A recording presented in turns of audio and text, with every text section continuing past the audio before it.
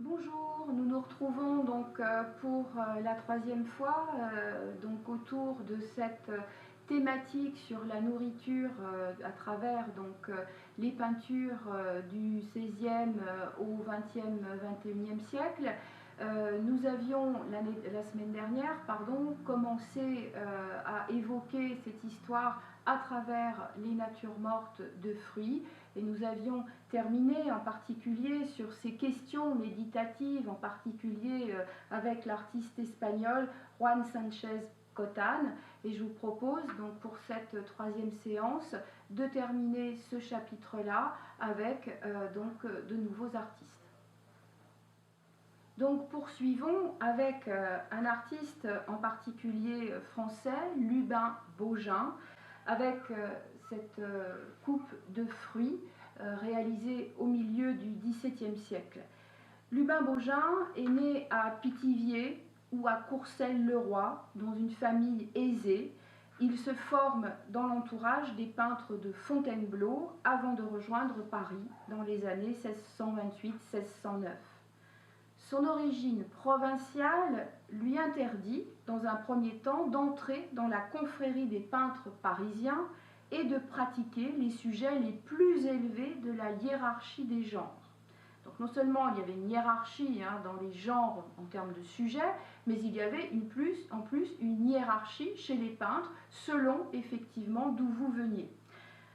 Aussi s'installe-t-il rue du Cœur Volant, dans l'enclos de l'abbaye de Saint-Germain-des-Prés, qui accueillait les peintres provinciaux, à l'instar notamment, je le précise, des frères Lenain, ses contemporains, ou étrangers, notamment flamands, qui peignaient des tableaux destinés à la décoration des intérieurs privés. Il est reçu en 1629 maître peintre de la corporation de Saint-Germain-des-Prés. Alors on lui doit en partie l'émergence de la nature morte en France dans la première moitié du XVIIe siècle. On peut relever l'influence flamande par le parti pris d'un certain dépouillement et puis ce jeu sur les formes et les textures. Cette coupe de fruits est la première de 4 natures mortes connues de Baugin. Le goût flamand, je le disais, est perceptible dans le rendu, là aussi presque illusionniste, des textures, la rigueur géométrique de la composition et le point de vue légèrement élevé. Cette nature morte représente ce qu'on appelle une coupe à gaudron, légèrement verdâtre, s'ouvrant comme une corolle pour offrir un écran à cette petite pyramide d'abricots surmontée d'un branchage. Là encore, comme pour Louise Moellon, je serais tentée de parler de peinture tactile, tant le velouté des fruits, la rugosité de la table recueille la lumière. On est face à une grande pureté de lignes, des jeux subtils d'ombre et de lumière qui baignent totalement cette œuvre, où l'on passe d'une lumière assez éclatante au premier plan à un fond plus sombre, plus épais à l'arrière-plan. Dans son cadre noir imposant, réellement la lumière est pénétrante. C'est une invitation, en définitive, à prendre ces fruits qui semblent tout juste être cueillis de l'arbre. Dans cette peinture, aucun objet ne vient en effet affecter la nudité de la table sur laquelle repose la coupe, et l'on reconnaît le goût pour les formes géométriques caractéristiques de l'art de Baugin. N'étant pas des commandes, mais destinées au marché de l'art, l'artiste y a donc apposé sa signature, clairement lisible sur le tableau. L'abricot, d'origine chinoise, est rare à cette époque en France, mais il est cultivé en région parisienne. Et cette douceur ici de l'abricot est accentuée par cette table dans les mêmes tons qui s'affirme réellement comme un élément plastique à part entière et non comme un élément d'une cuisine. Et vraiment, c'est un aspect qui me semble intéressant, là aussi, pour encore faire le lien avec ce que les artistes de l'avant-garde de ce début du XXe siècle ont mis également en œuvre. Impossible de parler, bien entendu, de nature morte sans évoquer peut-être le peintre le plus célèbre qui est Jean-Baptiste Siméon Chardin. Sa vie se déroule exclusivement à Paris et est entièrement consacrée à la peinture. En 1624, Chardin est admis à l'Académie de Saint-Luc avec le titre de maître. 4 ans plus tard, il expose 2 de ses plus célèbres natures mortes, la raie et le buffet, qui sont remarquées par des académiciens, notamment le peintre Nicolas de Largillière, auteur également de nombreuses natures mortes. Avec l'appui de plusieurs académiciens, Chardin présente ces 2 tableaux comme morceaux de réception et il est admis à l'Académie royale de peinture et de sculpture en 1728, mais dans la catégorie, je le précise, le talent des animaux et des fruits, c'est-à-dire au niveau inférieur de la hiérarchie des genres. Chardin appartient à cette catégorie d'artistes qu'on a qualifiés hors du temps. Il est effectivement impossible de le rattacher à un courant et en tout cas, il ne s'est jamais soucié des goûts de son époque. Il construit son œuvre avec patience, je serais tentée de dire là aussi dans le silence, acquérant peu à peu un savoir-faire unique et reconnu de tous ses pairs. Il porte un regard créatif sur les objets et sur les scènes du quotidien. Il peint, comme il l'a dit lui-même, avec le sentiment. Dans cette peinture de pêche intitulée Pêches et raisins, réalisée vers 1759, on peut dire qu'il a élu la nature morte comme sujet principal de ses œuvres. Il préfère ne montrer qu'un petit nombre d'objets dans un cadre, là encore, extrêmement dépouillé, et concentrer ses effets par une composition claire, architecturée. La lumière ici, qui vient de gauche, caresse les fruits, les enveloppe d'une douce atmosphère. Il n'y a pas, par contre, ni d'insectes, ni d'anecdotes, qui pourraient distraire l'œil ou la pensée, mais un moment de concentration, de méditation due à la position des objets. Ici, peut-être, jamais le pictural n'a eu autant de sens, tant on sent la peinture affleurer sur la toile même, sur cette surface, tant on sent combien l'artiste regarde, travaille son médium avant effectivement de chercher absolument une représentation du réel pour servir l'idée d'un sujet plus noble. Ça m'amène évidemment à considérer la peinture de Cézanne. Paul Cézanne, évidemment, tout le monde le connaît. Pourtant, une légende tenace décrit Cézanne comme le maître d'Aix, solitaire et retiré en Provence. En réalité, il ne s'est jamais éloigné de la capitale. Entre 1861 et 1905, il n'a cessé d'y revenir et d'y séjourner. Dès 1861, son rêve de peinture et les invitations répétées de son ami Zola le conduisent à Paris, où il fréquente notamment l'Académie de Charles Suisse, il arpente le musée du Louvre, il s'enthousiasme pour les grands maîtres exposés au musée du Luxembourg. En 1872, il se rend à Auvers et Pontoise, où il travaille aux côtés de Pissarro. Il peint régulièrement à Médan, chez Zola, ou à Auvers-sur-Oise, dans la maison du docteur Gachet. S'il participe à la première exposition du groupe, dénommé alors impressionniste, en 1874, chez Nadar, il ne renouvelle sa participation qu'en 1877, car très vite, il s'éloigne des préoccupations impressionnistes et s'engage dans une voie beaucoup plus personnelle. Pour Cézanne, la nature morte est un motif comme un autre. C'est un équivalent d'un corps humain ou d'une montagne, un objet qui se prête particulièrement bien à des recherches sur l'espace, sur la géométrie des volumes, le rapport entre notamment couleurs et formes. Sur quelques 1000 tableaux répertoriés, on compte à peu près 200 natures mortes. Autant dire que le thème de la nature morte a retenu l'intention de l'artiste tout au long de sa carrière.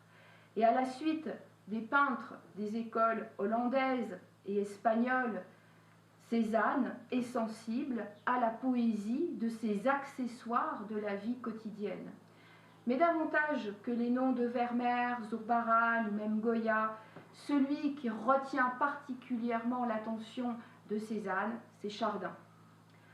La nature morte acquiert donc une place essentielle dans son œuvre, en particulier à la maturité de l'artiste, époque à laquelle appartient donc cette peinture Pommes et oranges, réalisée vers 1899.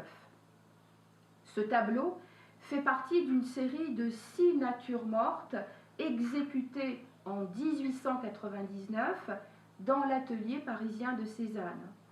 On retrouve en effet d'un tableau à l'autre les mêmes accessoires, la vaisselle de faïence, le pichet au décor floral, avec un principe de composition qui est assez similaire, en particulier la tenture qui ferme la perspective et qui rappelle les natures mortes flamandes au XVIIe siècle. Mais l'effet dynamique, créé par une construction spatiale complexe et une perception des objets subjective, souligne la démarche avant tout picturale de Cézanne.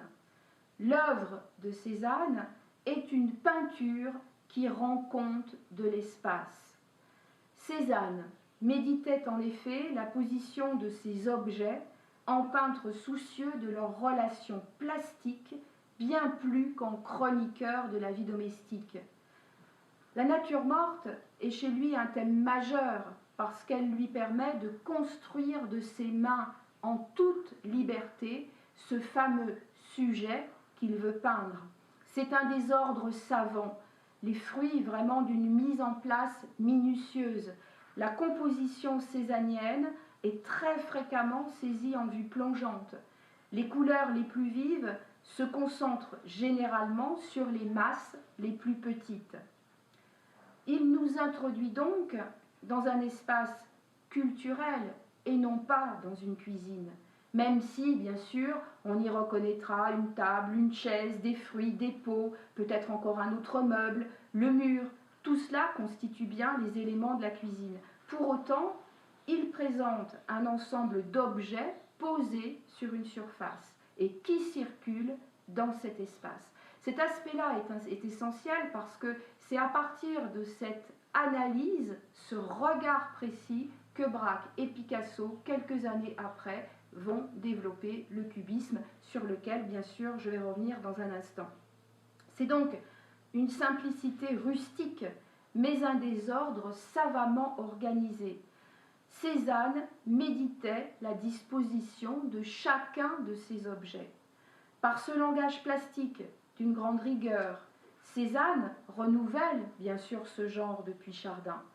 Pommes et oranges innove, elle renouvelle la conception des relations entre un objet, par exemple, qui peut apparaître comme dominant, ici le pichet, et un rideau de fond.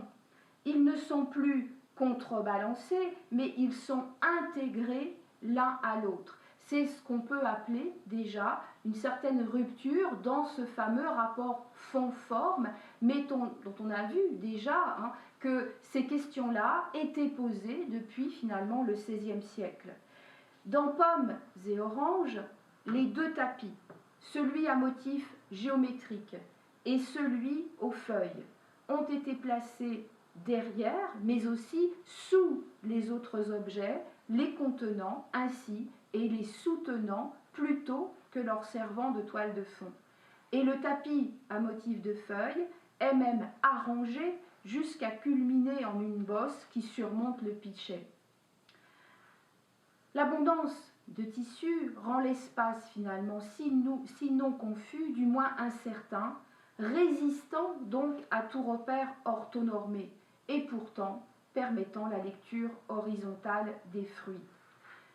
Dans cet autre tableau, Nature morte avec pommes et pêches, peint peu de temps tout de même avant sa mort puisqu'on est vers 1905, Ici, la table plonge de façon surprenante, là encore défiant les règles traditionnelles de la perspective.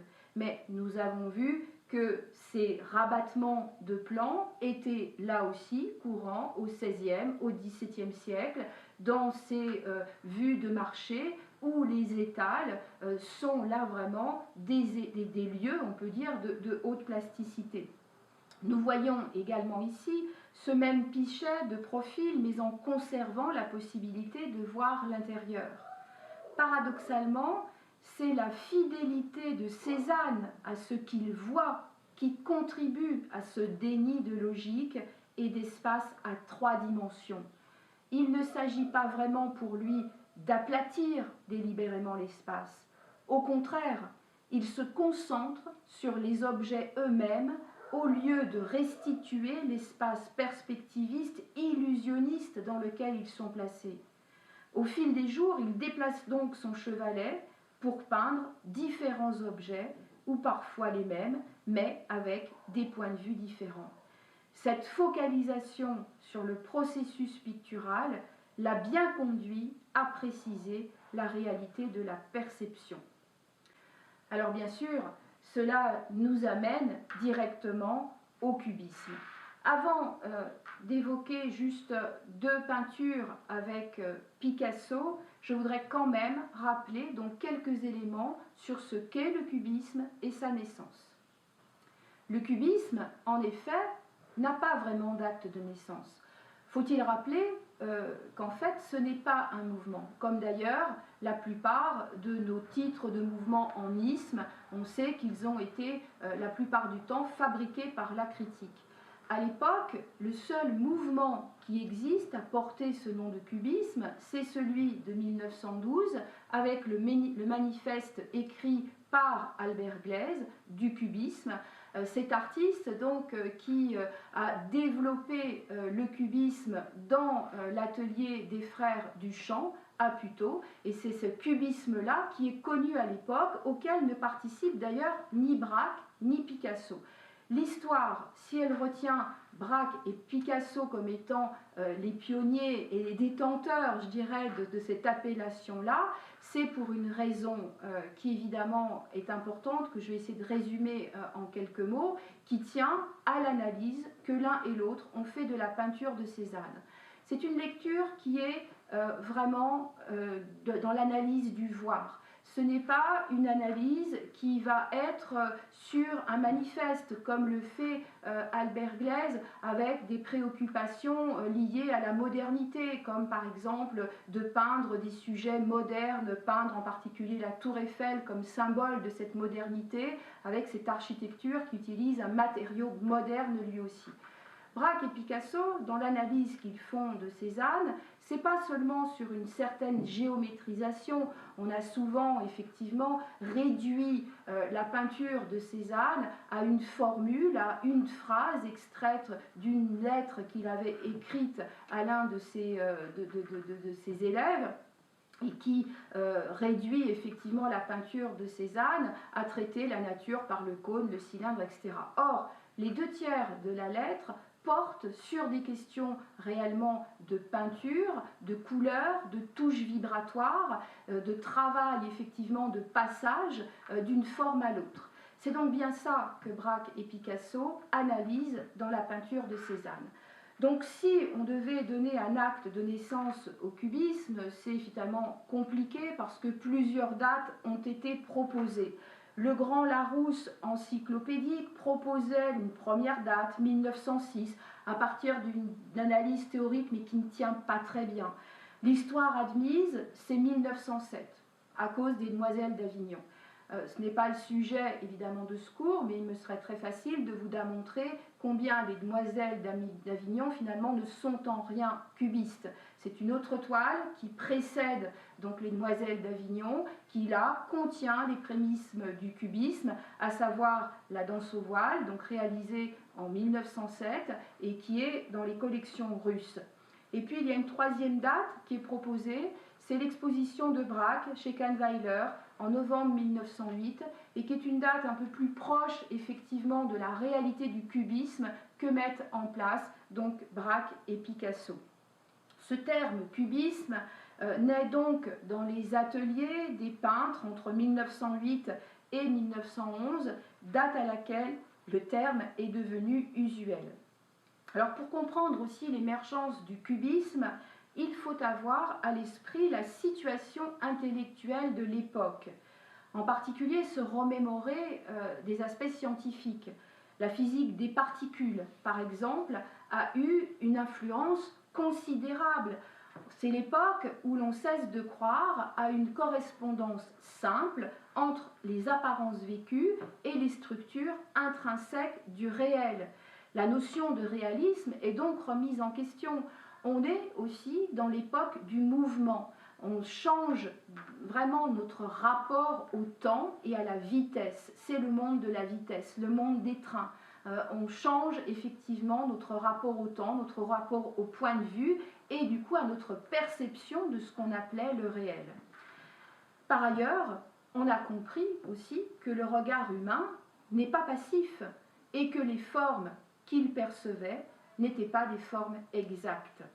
L'émergence de ce qu'on a appelé depuis l'art moderne n'apparaît plus seulement comme une destruction des valeurs absolues, mais bien comme une exploration, une conquête, une transformation des connaissances.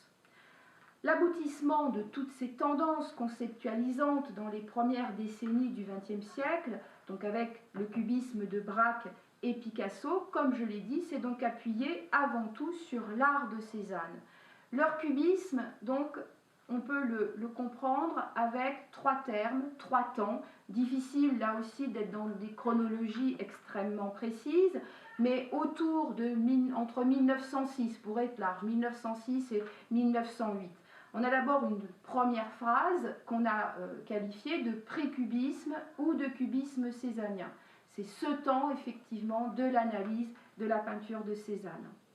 Vient ensuite ce qu'on a appelé le cubisme analytique, donc entre 1908 et 1911, où on cherche à être dans l'analyse de l'objet.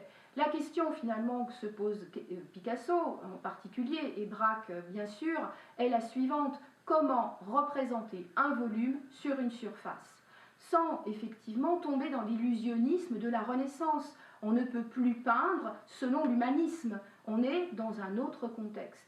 Donc c'est cette adaptabilité effectivement au contexte qui nous permet de comprendre aussi ce qui se passe avec les artistes au début du XXe siècle à travers leurs œuvres donc.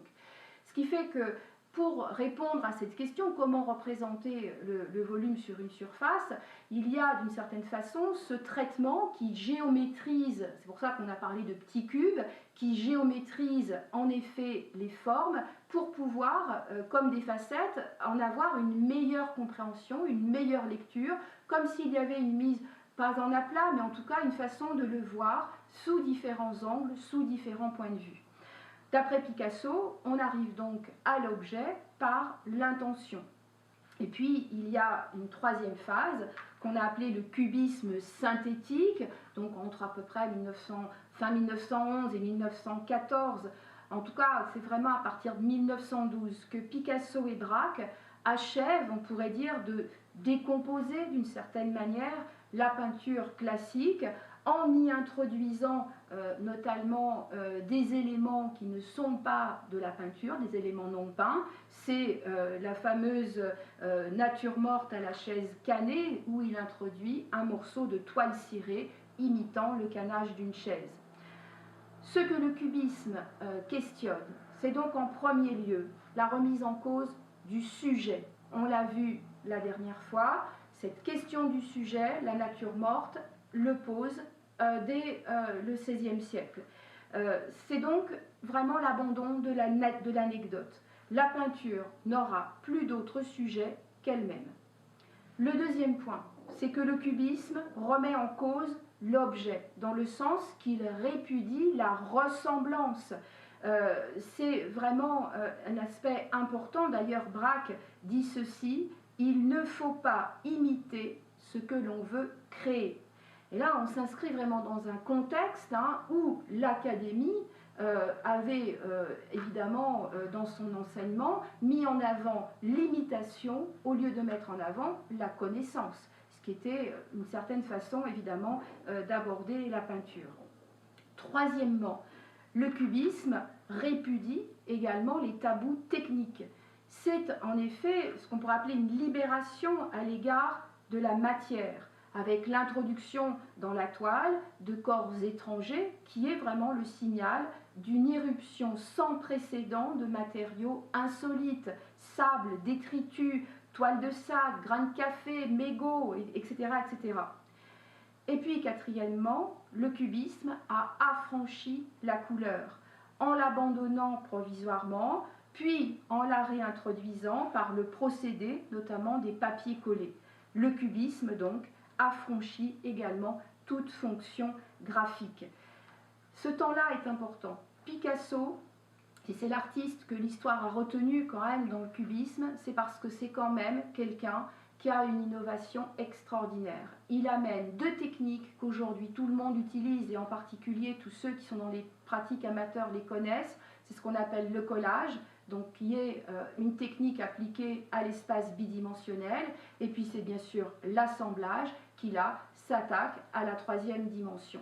Et Picasso, en inventant ces deux techniques que sont le collage et l'assemblage, donc en 1911 et en 1912, a bien entendu ouvert le XXe et au-delà le XXIe siècle à des pratiques qui ont bien entendu contribué à redéfinir philosophiquement également ce qu'est une œuvre d'art.